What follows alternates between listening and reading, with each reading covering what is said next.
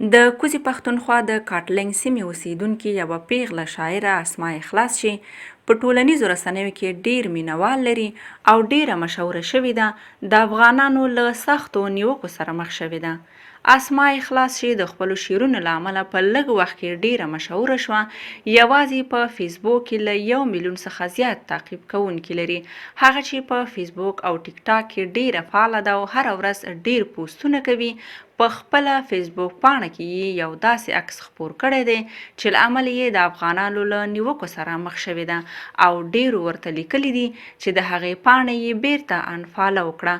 دغه عکس چې اسماء اخلاص یو ساعت مخکې په فیسبوک کې خپور کړی دی، د پاکستان بیرغ پکې لیدل کیږي چې په یو بکس کې بند دی او اسماء اخلاص دغه بکس باندې لاسونه ایښي او د پاکستان بیرغ ته ګوري.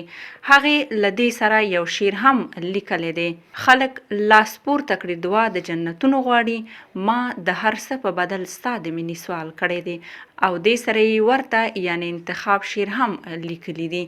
د هغې په دې عکس تر اوسه پورې زر تبصرې شوي دي چې ډیری پکې د افغانانو دي او په هغې یې سختې نیوکې کړي دي. ډیری افغانانو ورته لیکلي دي چې اخر یې هم خپل ګلخانیتوب ثابت کړ او له دې وروسته د دوی لخوا یې پاڼه انفالو شوه چې نور به هغه نه تعقیبوي. ډیری کسانو ورته لیکلي دي چې څه وخت د ښه سړیتوب تمثیل وکړ خو آخر دې هم خپل اصلیت ښکاره کړ، نو ځکه نور به یې دوی نه تعقیبوي.